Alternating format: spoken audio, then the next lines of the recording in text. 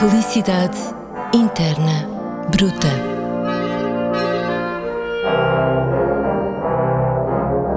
Em 1979, no filme Manhattan, talvez o primeiro em que o realizador homenageia uma cidade, Woody Allen, num célebre monólogo, faz uma lista das coisas que fazem a vida valer a pena. For me, Swedish movies, naturally. Marlon Brando, Frank Sinatra. Those incredible Apples and Pears by Cézanne. Mais de 4 décadas depois, e em tempos de guerra e peste, perguntamos a escritores, criadores, pensadores o que faz, afinal, a vida valer a pena.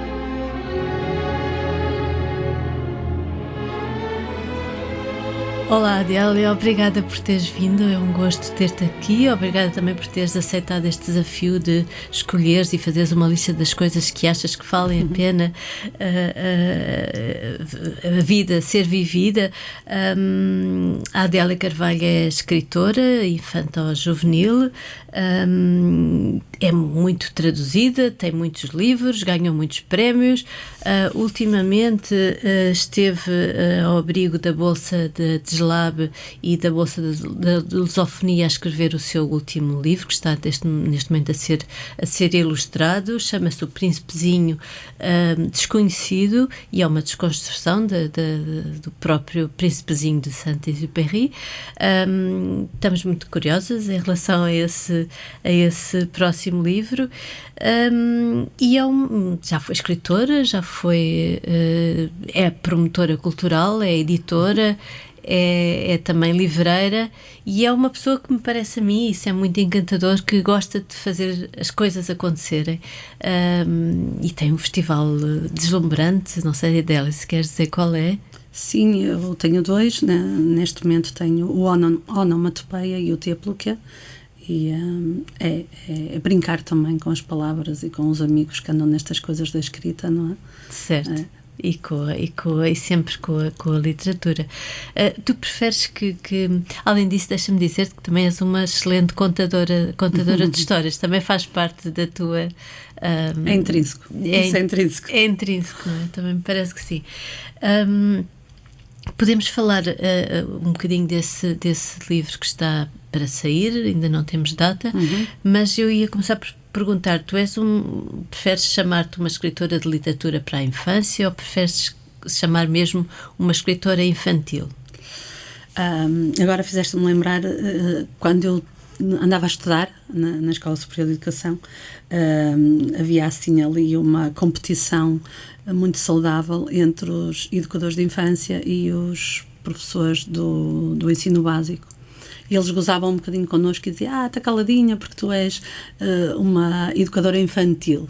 E nós dizíamos muitas vezes antes educadora infantil que um professor básico. Porque quando se fala em educadora infantil parece que que se está a remeter para a pessoa, não é? Que mas nós é porquê que que isso há de ser uma coisa má? Não é má. Até porque tu tens um livro que se chama Quando Eu For Grande Quero Ser sim, Criança. Sim. Não, isso não é mau. Mas esquecemos o sujeito, que é a literatura, não é? Se calhar...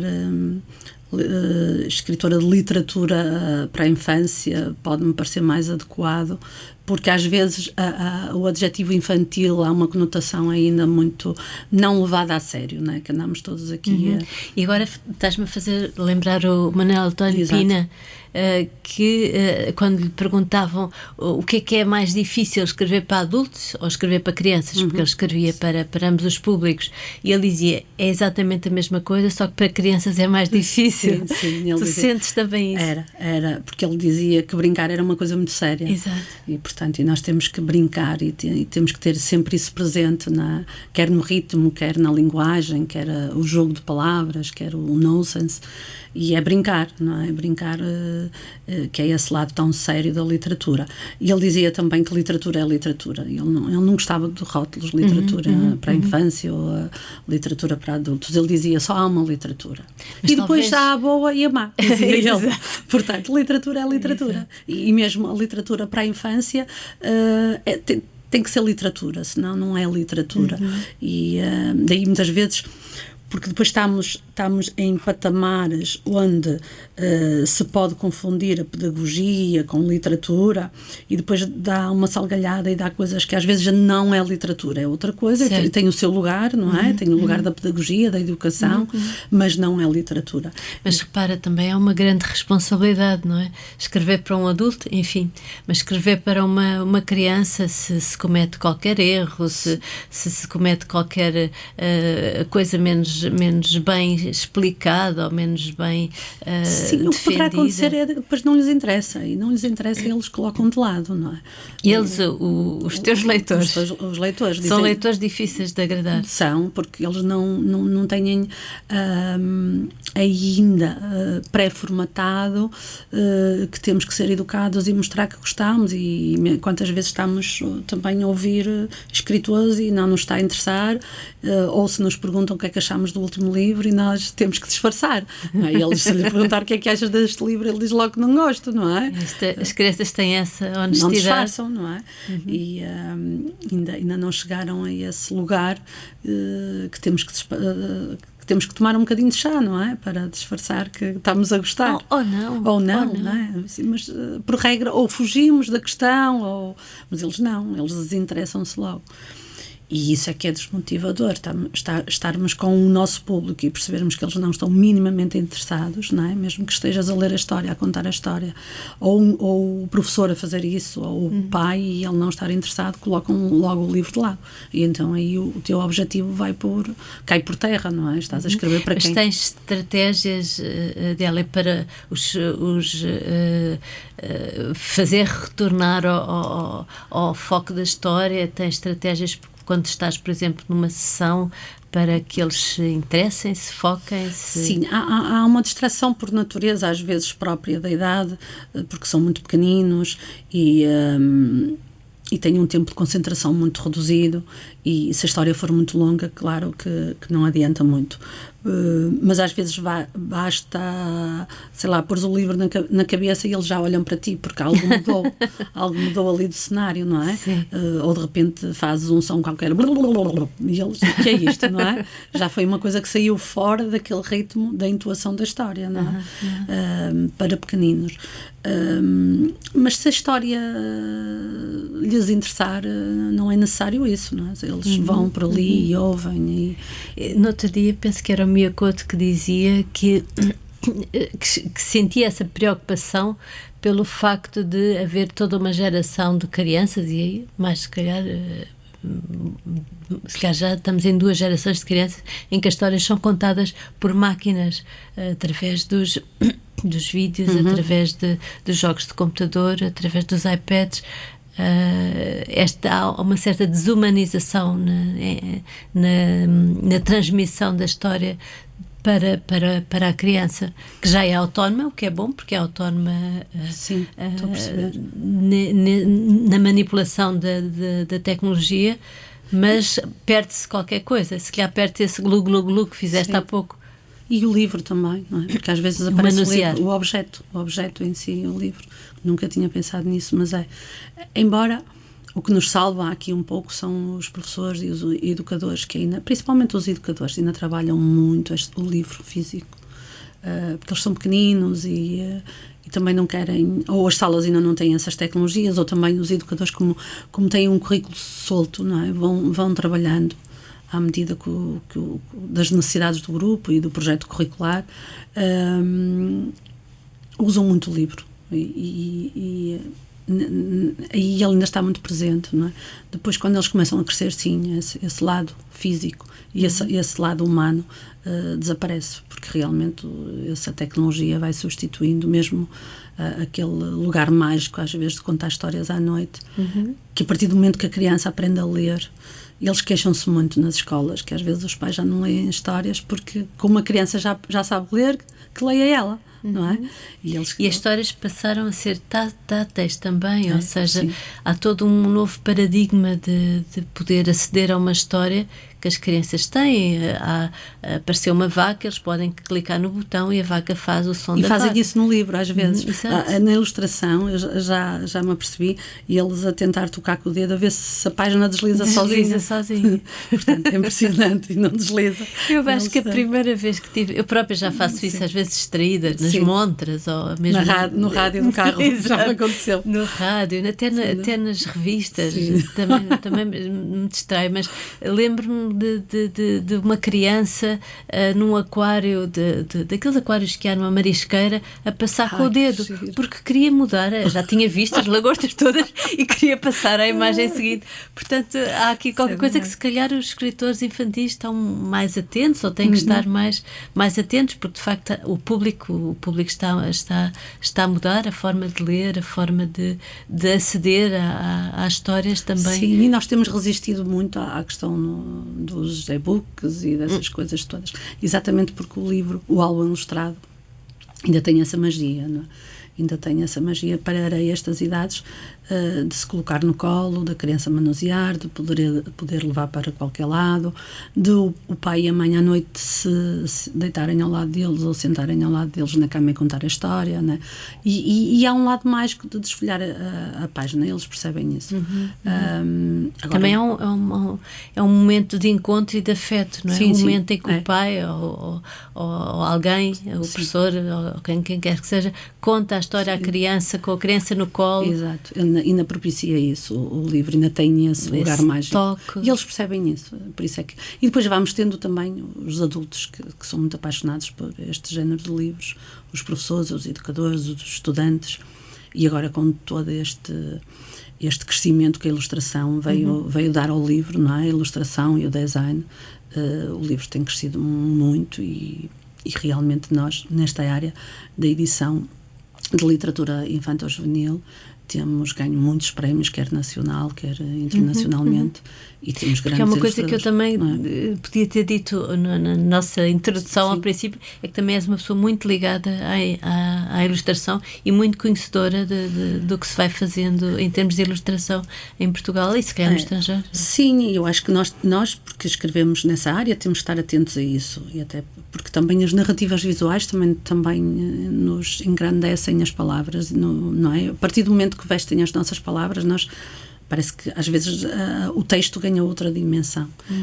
Às vezes naqueles livros para crianças ainda não autónomas na leitura, muito pequenas, há ali um equilíbrio entre a palavra e a ilustração, em que não sei bem qual é que terá preponderância, ou se é mesmo ali uma conjugação. Não tem que ter nenhuma delas, não é? É um apoio muito grande, porque a criança memoriza a história, memoriza a palavra através da imagem. Ainda são pré-leitores, e isso é mágico, às vezes é muito bonito ver acontecer. Eles estão ali a desfolhar e vão narrando a narrativa, vão ali entrando num ritmo que são as ilustrações que lhe dão esse ritmo, e isso ganha muito, sem dúvida. E por isso depois também temos esse público adulto que adora este género de livros e que compram e que nos seguem. Bem, em relação aos livros para crianças ainda não leitoras, os adultos também são um público muito grande importante, sim, não é? Porque são uma espécie de público coadjuvante. Não é? Sim, e são os primeiros a comprar. Certo. Muitas vezes, por isso é que um bom livro, eu voltando ao Pina, ele dizia isso, que tem que agradar a adultos e a crianças, tem que agradar aos dois leitores, senão não é um bom livro. Portanto, tem que agradar a todos os públicos. E o Saramago também dizia isso, não? Certo, e aí é que se faz essa conexão, às vezes afetiva, e de partilha do mesmo livro entre um adulto e uma criança pequena. Sim. Isso é muito, muito bonito. Mas voltando aqui então ao teu livro, que irá sair por um destes dias, O Príncipezinho Desconhecido, em que cometeste a extrema heresia de... Vamos ver.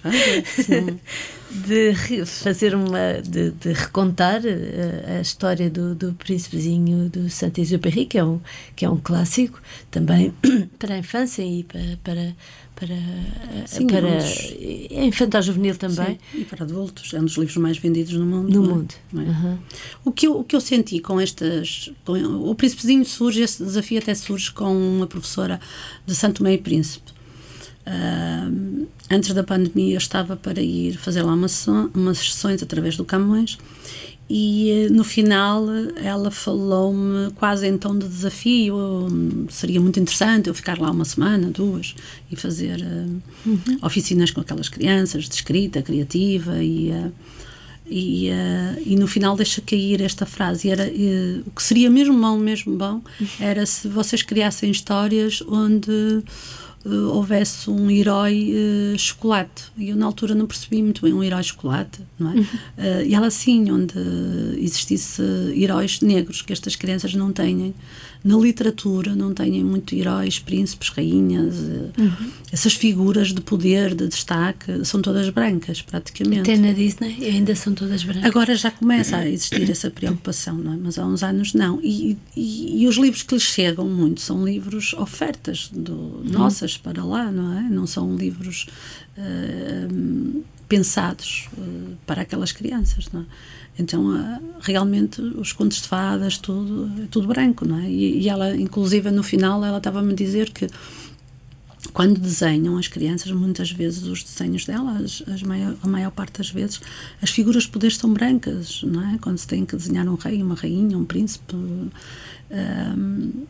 porque são as histórias que lhes chegam, não é? E eu andei a pensar naquilo. Isso é incrível acontecer no Sim, século porque têm XXI. poucos livros. E se formos pensar muito bem, por exemplo, o livro da selva, não é? Sim. Ele praticamente é branco, não é? E a partir daquela criança é negra, não é? Pois, claro. Mesmo o Tom Sawyer é branquinho, e o Tom Sawyer ali naquela zona quase que tem ali umas crianças negras também, não é? Mas temos assim muitos livros, e todos os que lhe vão... O Peter Pan é branco, a Alice é branco, todos estes livros. Sim. E eu andei a pensar nisso e pensei, qual é o livro que realmente esta figura de herói loirinho, perfeitinho, é o Príncipezinho, não é? E o Príncipezinho, inclusive, a ação passa-se todo no deserto do Saara, não é? Nem um bocadinho tostado ele ficou. É verdade. É? Portanto, e todas as personagens que aparecem lá também são todas brancas, e não há nenhuma mulher também. Portanto, é um clássico, mas é um clássico datado, não é? Claro que é um livro delicioso e tem uma carga literária muito grande, uma poeticidade, a filosofia, sim. Tudo.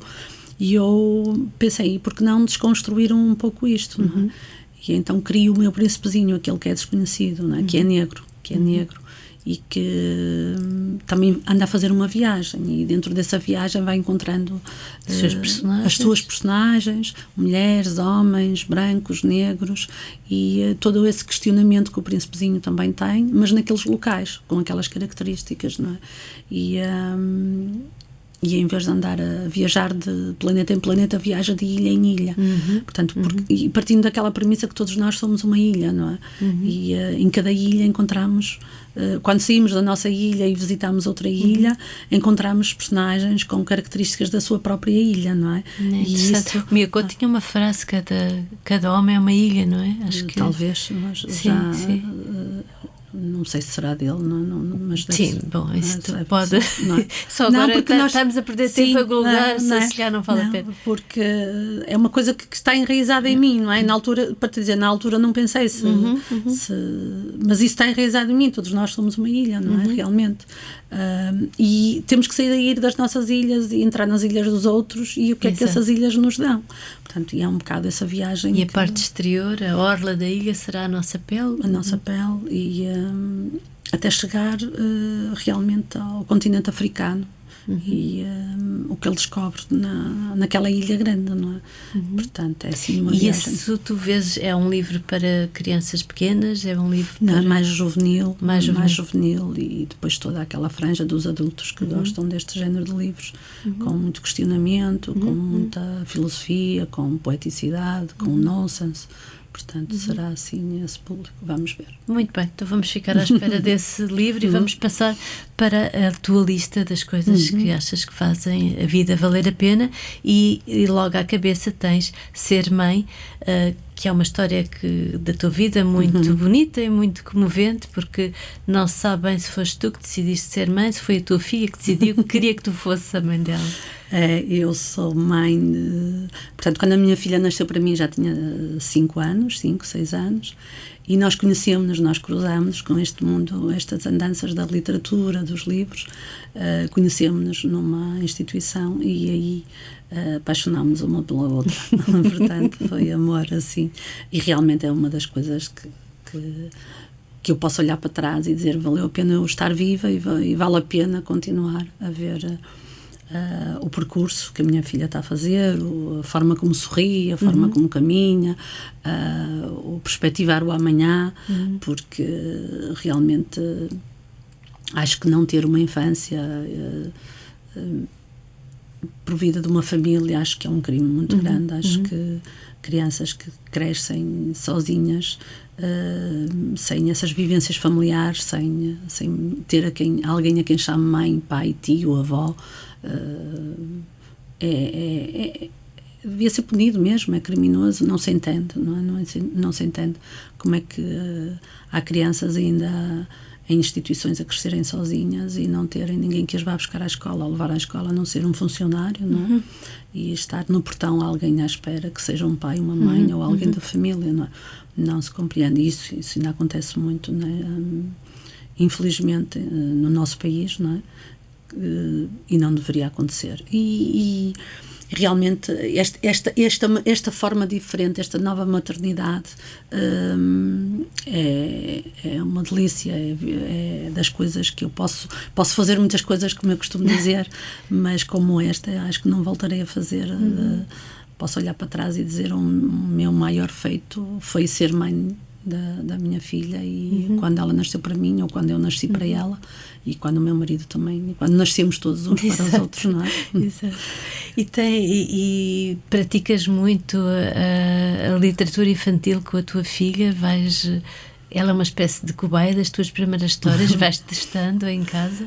Eu cheguei a roubar-lhe algumas frases, assim, algumas palavras, que às vezes trocas de palavras que eles têm mais aos 5 anos, eles trocam assim. Chama-se erro criativo. Erro recreativo, e ela às vezes ainda tem, e eu então disse, posso ficar com ela para mim? E ela, agora com 14 anos já negocia, não é? já pergunta o que é que eu lhe dou em troca, não é? Mas sim, às vezes testo comportamentos, ou provoco palavras, ou provoco ideias para ver como é que ela reage.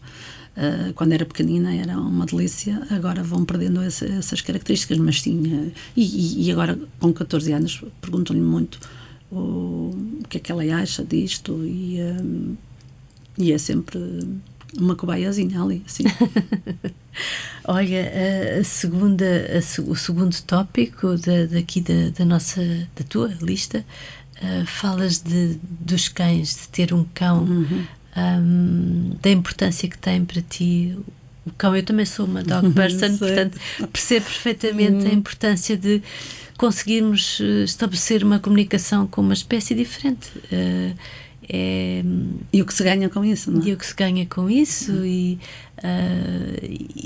bem, eu não sei se viste este estudo, mas foi um estudo relativamente recente em que os cientistas perceberam que nós e os cães conseguimos comunicar só através do contacto visual, ou seja, um olhar é entendido de ambas as partes, o que pode parecer uma coisa banal, mas não é nada, não é nada óbvio que seja possível comunicar sem palavras, sem gestos, com uma outra espécie através do olhar, e isto é muito importante, esta relação que nós temos com um animal desde há sei lá quantos milhares de anos de convívio.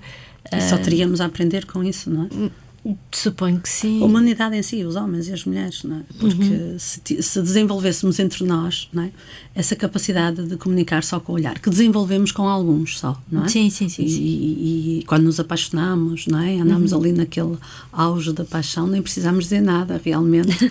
Um olhar é tudo, não é? Mas deixa-me dizer-te que os cães também fazem aumentar os nossos níveis de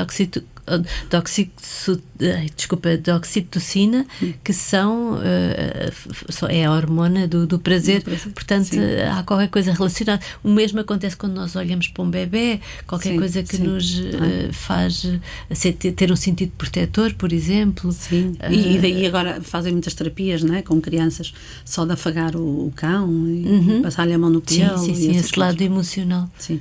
E não é à toa que temos aquela bela metáfora, passar a mão no pelo, não é? É por algum motivo, não é? Ficamos contentes quando nos passam a mão pelo pelo, não é? Exato. Nunca tinha pensado nisso. Eu também só pensei nela agora, mas realmente vem daí, passar a mão no pelo, não é? Sim. Eu fiquei eu gosto muito dos meus cães e sei que tu também gostas muito do teu... Tenho um cão e uma cadela, já tinha 2 cadelas e um cão, agora só tenho.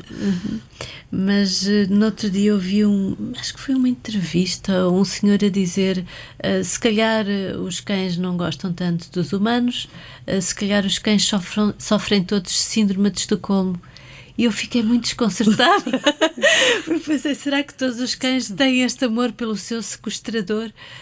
E afinal não é uma relação de amizade. Enfim, deixo só isto. Eu acho que isso pode acontecer e isso justifica quando há pessoas que tratam mal os cães e eles continuam ali, não é? Mas nunca terão a reação de um cão feliz quando o dono chega à casa, não é? Podemos ter gente que nos ama muito, mas realmente o nosso cão, a nossa cadela, quando chegamos a casa é uma alegria. É uma alegria, portanto, e pode ficar contente do dono chegar, se o tratar mal não vai ter a mesma reação, não é? Eu acho que isso justifica aqueles cães que realmente são maltratados e não saem dali. E podem lhe bater e não saem dali. Portanto, e isso realmente é muito estranho. E as pessoas dizem, são fiéis e criam-lhe obediência, mesmo que os maltratem. Mas quando um cão é feliz, quando é bem tratado, eu acho que não me acredito que esse síndrome esteja ali. Esse síndrome desaparece. Sim. E repara, também há uma coisa interessante, é que os cães são lobos, não é? São lobos domesticados há muito tempo, mas acabam por ser uma espécie de ser imaturo, ou seja, o cão é um animal que continua a brincar mesmo em adulto. Ficou na primeira infância. Ficou na infância. E tu, sendo uma escritora para a infância que dá tanta importância a isso, também se calhar aprecias um animal que continua no seu, mesmo com os equivalentes aos 80 anos humanos, continua a brincar, a ir buscar brinquedos, a querer ser divertido. Sim. É essa energia, esse quase que anda ali a brincar com os olhares, com os afetos, mas é essa energia que nunca lhe desaparece e que também é necessária na literatura para a infância. Mesmo que um escritor tenha 80 anos, tem que continuar a ter aquela energia, aquele ritmo. E a curiosidade, não é? A curiosidade, não é? Esse brincar com as palavras, que é de uma forma diferente, tem que estar a continuar ali presente, realmente. Nunca tinha pensado nisso e faz aí uma comparação muito interessante, mas é mesmo isso. Felicidade interna bruta. Adélia, e depois tens as dunas, mas são mesmo as dunas do GNR, os tais biombos indiscretos de Alcatrão Sujo. As dunas é daquelas músicas que nos faz saltar.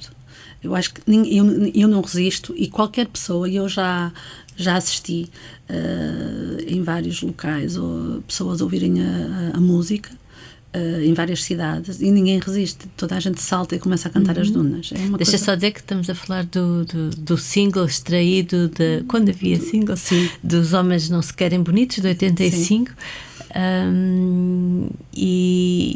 do GNR, claro, e é logo aqueles primeiros acordes das dunas, não só o refrão, mas os primeiros acordes causam logo uma sensação de reconhecimento e de alegria. E alegria, faz-nos saltar e querer cantar e dançar e vai atravessando gerações.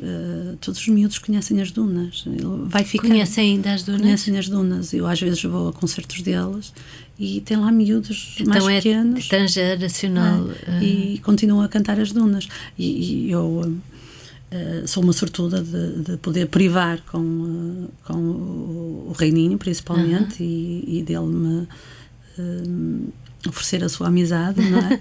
E é interessante ir com ele na rua e perceber as pessoas reconhecem, ou qualquer sítio que ele entre, canta as dunas, começa logo a canção que ficou colada, assim, o grande clássico do nosso pop rock. Nosso pop rock, e a figura também que ele é, e acho que é mesmo essa grande figura de pop rock que corta com convenções e que em palco é uma estrela mesmo. Acho que ele foi o primeiro realmente a ter essa postura de pop rock e de chocar, e de também ter sempre uma atitude interventiva, mesmo em relação a aspectos diários da nossa sociedade, do mundo, de não ter medo de fazer crítica, de sair do vazio. Ele tem mesmo muito essa postura e é uma pessoa muito generosa em relação aos amigos e estas questões todas que nos vão chocando. O Rui está sempre atento a isso. Também é uma pessoa um bocadinho infantil no bom sentido. Também é uma pessoa que está sempre a reparar nos pequenos trocadilhos, nos pequenos deslizes. É um delírio estar com ele. Ele está sempre, e para eu acompanhar às vezes é muito difícil, porque ele já está lá mais à frente e nós ainda estamos a processar o que ele disse, aquele trocadilho, ainda estamos a tentar, mas o que é que ele quis dizer com isso, a tentar fazer ligação. E é uma pessoa que gosta de rir. Estarmos juntos com amigos, com ele, significa estar sempre a rir e a fazer piadas, e mesmo às vezes aquele lado mais satírico, mas saudável, e esse lado que eu aprecio muito na vida, não é? De rir e de estar bem com a vida, e pronto, é uma coisa que me vai acompanhando sempre, não é? Eu às vezes em algumas fotografias olho para mim e não consigo deixar de estar a rir numa situação qualquer em que os fotógrafos tiram-nos uma fotografia num evento qualquer, lá está ela às gargalhadas ali, e isso é bom, eu gosto disso. Gostas disso, tanto que é um dos tópicos da tua lista, que é rir de parvoízes. É tão bom, não é? É tão bom, mas rir mesmo a chorar às vezes, que não nos aguentamos mais. Eu às vezes sinto falta disso, sinto falta de gargalhadas que dava, aqueles ataques de riso, e que dava com determinadas pessoas, nomeadamente com a minha mãe. Nós contagiávamos muito uma à outra com o riso. É tão bom. Eu acho que é das coisas que eu mais gosto, é rir e estar com os amigos, e mesmo que estejamos numa situação mais formal, às vezes é que nos dá mais gozo, não é? Porque quando é menos próprio. Quando é menos próprio e vês qualquer coisa de que te dê vontade de rir, mas não consegues, e vais dando uma cotovelada e vais fazendo uma piada com a mãozinha a tapar, até em situações muito formais de apresentação de livros, de palestras, certo, sim. E eu nisso também eu gosto de ser um bocadinho provocadora. Há amigos que já dizem: não me sento ao teu lado. Eu não me sento ao teu lado, porque depois já sei no que é que vai dar, não é? Porque eu disse: olha isto e aquilo, então, e não, isto não, olha para aquela atitude. E então tenho amigos que dizem: eu não me sento ao teu lado, é impossível. Porque eu adoro isso, poder. Às vezes já me aconteceu ter que sair da sala, respirar. Há alguns truques para suspender. Eu tive que praticá-los ao longo da vida também, para suspender ataques de riso. Pois. Mas é duro, é difícil. Não para. É difícil. E se estivermos com algumas pessoas que são ótimas para isso, que alinham, é terrível, porque dás cabo de uma sala, porque não percebes o que é que está ali a acontecer, não é? Ou então, já temos situações com alguns amigos mais lá de cima, não é? do Porto, que ficámos cá atrás, que tivemos que sair, saímos, e este lado também que me agrada muito, pregar partidas, pregarmos partidas uns aos outros, que é no outro dia com o Anjaki estávamos a falar nisso. é uma coisa muito que eles ainda não perderam e que nós perdemos muito. Por exemplo, estar com o Jackie é muito isso. Ele gosta de estar sempre a pegar nas partidas e tu nunca sabes se ele, muitas vezes na conversa, ele é um contador nato, não é? E às vezes parece que já nos está a contar uma história e tu ficas ali, será verdade? Não é? Porque ele gosta de nos deixar nessa dúvida. Mas achas que isso é uma característica da personalidade dele? Ou... É, mas em alguns países africanos isso ainda está muito presente, esse gozo da linguagem. E nós já estamos muito mais contidos. Nós tragámos-nos às vezes, ficamos muito formais, não é? Muito sérios, não é? E eles ainda têm muito isso de gozarem muito uns com os outros, de pregarem partidas, mas eles percebem que é saudável, que ninguém vai levar a mal. Onde já que estava-me a dizer que angolano, quando chega a um evento, chega atrasado e já vem a contar uma história. E isso é uma delícia. Isso é uma delícia. Ele já vem a contar uma história, o que é que lhe aconteceu, o que é que não aconteceu, é uma história. E ele no caminho todo, imagina, não é? Ele sabe que já está atrasado. E quando chegar ali, ele tem que já pelo caminho estar a pensar numa história que vai contar ali, não é? O Manuel António Pina também tinha muito isso. Ele contava muitas histórias e às vezes falhava encontros e depois contava uma história. Aproveitava e punha a sua criatividade contava-nos histórias de porque é que tinha faltado, o que é que lhe tinha acontecido pelo caminho, e não tinha acontecido nada disso, não é? Portanto, mas se calhar já compensava o atraso, a história que ele contava. Compensava completamente. e este lado de rir, mas também de pegarmos partidas aos outros, de coisas que não nos ponham em perigo, quer a nossa identidade, quer a nossa pessoa em si, não é? Sim. Portanto, eu acho que é saudável, Sim, e que nós vamos perdendo. A verdade é que também, sim, se calhar o facto de sermos europeus e sermos mais circunspectos e sermos um bocadinho tristes, um bocadinho tristonhos, contribui, mas, enfim, vivemos numa conjuntura tão terrível, não é? Pandemia, guerra, enfim, tudo aquelas palavras que eu nem me apetece dizer, mas parece que tudo se conjuga para que a nossa alegria seja esbatida ou mesmo combatida. Mas eu, por exemplo, agora estava-me aqui a lembrar de uma coisa que eu ouço com frequência, não é? O facto de ser do Porto e de vir cá várias vezes a Lisboa, a outros sítios, e dizer: vocês lá no Norte são muito mais extrovertidos, vocês riem mais, e acho fantástico a forma como vocês utilizam os palavrões na linguagem. Eu utilizo muitos. Até agora não usaste nenhum aqui no nosso podcast. Mesmo, às vezes há palavrões que são utilizados como uma forma de espanto, não é? E dizemos: então é mais expressivo. É muito mais expressivo. E rimos-nos, não é? Não é à toa. Provoca logo o riso. Provoca o riso. Não é à toa que, por exemplo, alguns humoristas entram muito com palavrões e quando dizem palavrão as pessoas riem-se, não é? Isso é assim, um clássico. Portanto, mas como nós o dizemos, ele está naturalmente enraizado em nós e nunca o ouvimos, claro que ele também pode ser dito dessa forma, e quando é dito dessa forma nós distinguimos, não é? E quando é para ofender também é muito mau, porque ele é dito de uma forma muito agressiva, não é? Sim. E aí está nos extremos. Pronto. E dizemos-los todos os que sabemos saem numa frase. Portanto, não fica nenhum de fora. É um lado muito democrático que o palavrão também tem, ninguém fica de fora, saem todos de uma enxurrilhada ali, mas agora pensando nisso, esse lado também de sermos e dizermos muitos palavrões e com espanto e até com carinho, muitas vezes, com carinho, utilizamos muito e as pessoas ficam às vezes espantadas, como é que nós dizemos tantos. Não é? Mas é mesmo isso, rimos-nos e é de uma forma descontraída e de brincar e de brincadeira, não é? E dizemos muitas vezes: anda cá, meu não sei o quê, que eu já vou tratar de ti, não é?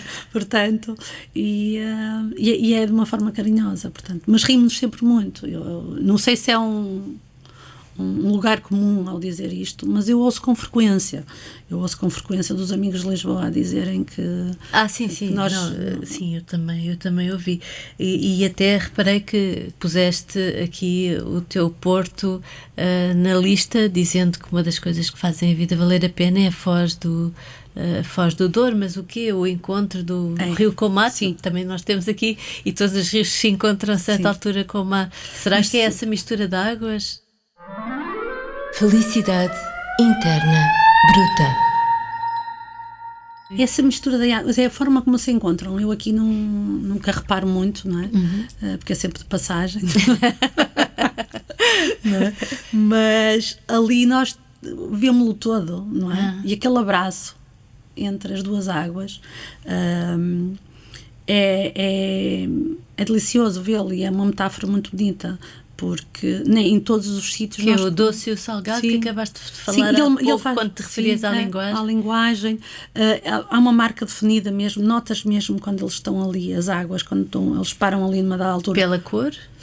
Sim, pela cor e pela intensidade da água que vem de um sítio e que está noutra, e a forma como ela entra, que vem do Rio Douro, que é um rio também duro, que também é um rio que vem com força já, com toda aquela dureza do granito, que vem já de várias cidades, não é? Que já vem de Espanha e que vai passando por ali.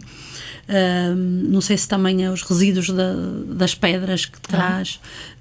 Nota-se há uma força do rio a querer entrar no mar, mas também há um mar quase que se abre para o rio entrar e que o deixa entrar, não é?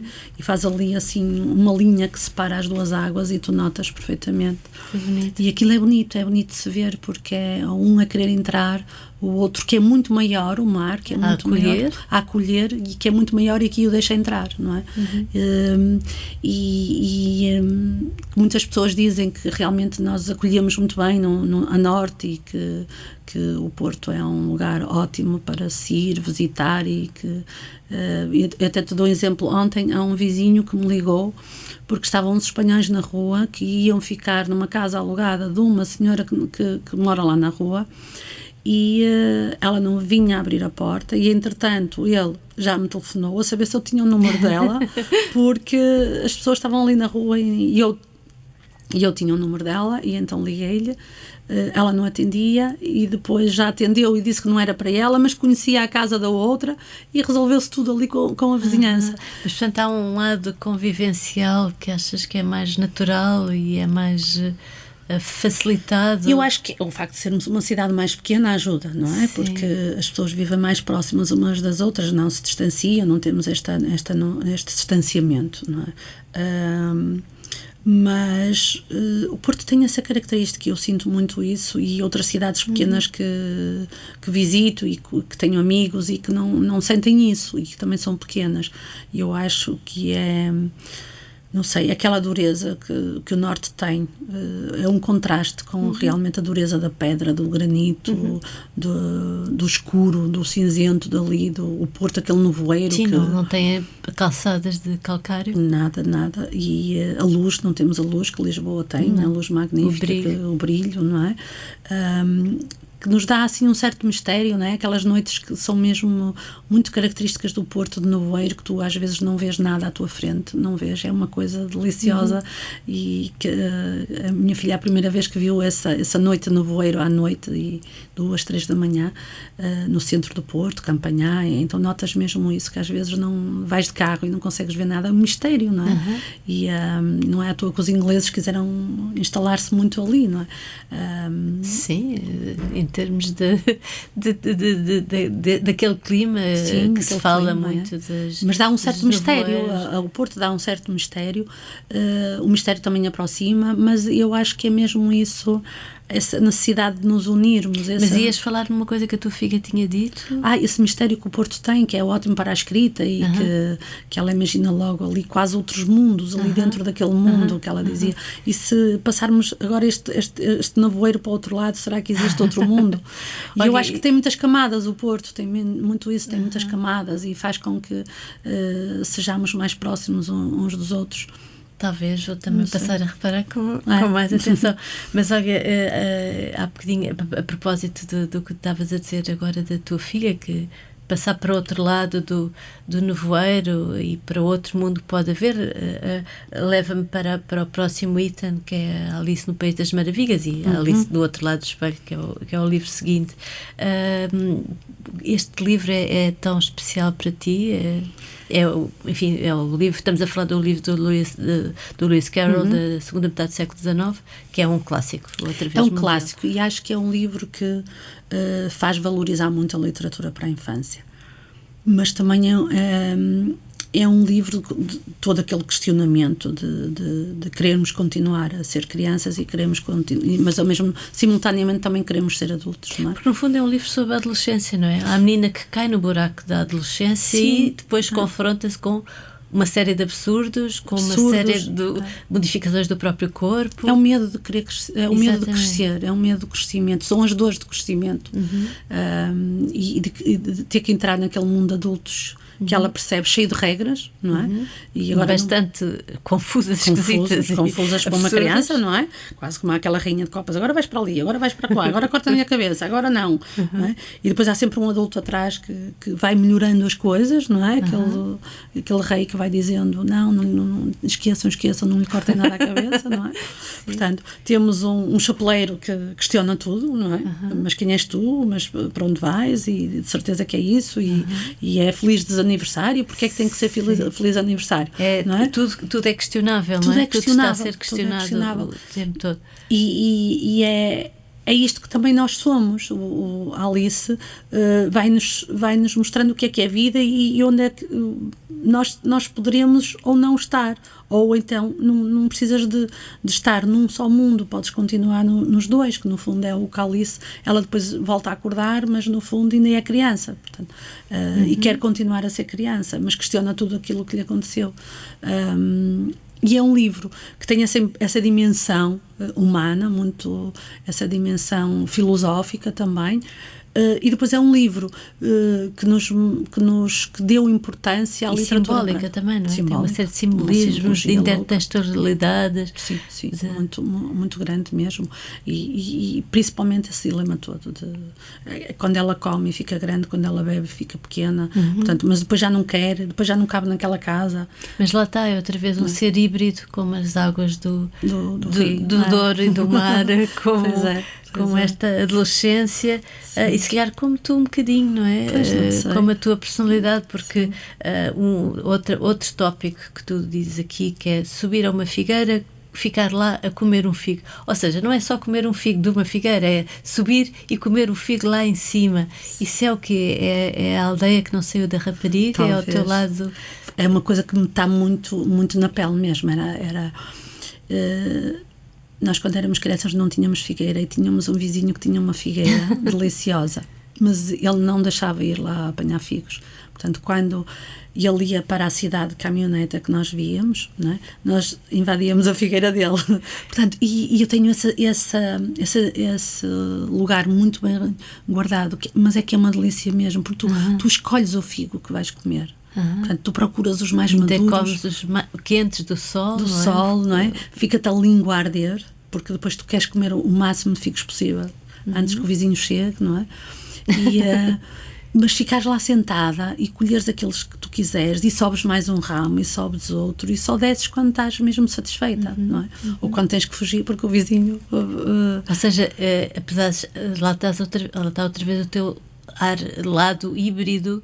Ou seja, és um ser da cidade, mas ficaste sempre com essas recordações da liberdade, da aldeia, sim, da liberdade. A aldeia dá-nos uma liberdade muito grande nesse aspecto de correr descalços, de subir às árvores, de sentires a água dos riachos. Quando era pequena não me apercebia disso, não é? Porque a infância nós só a temos quando a perdemos, não é? E invejava muito os meninos da aldeia. Da cidade? Sim, da cidade. E invejava muito os meninos da cidade, porque nós éramos 7, não é? 7 irmãos. 7 irmãos. A minha mãe viveu com muitas dificuldades. Eu sou a mais nova? Sou a mais nova. Foi muito difícil para a minha mãe criar 7 filhos, praticamente sozinha. O meu pai foi imigrante. O meu pai foi a geração Bidonville. O meu pai viveu mesmo no Bidonville, em França. O meu pai foi em 69 para a França. Porque também tinha votado no general Humberto Delgado e soube-se na aldeia, e também com 7 filhos, também simultaneamente arranjou ali forma de colidir com as duas situações e procura de melhores condições de vida. E a minha mãe fica com 7 filhos, não é? Vivia dos campos, das aldeias, os campos lhe davam, e eu sentia muita inveja dos meninos da cidade, porque se vestiam melhor, porque comiam melhor, porque não tinham que trabalhar nos campos, como nós trabalhávamos. Claro.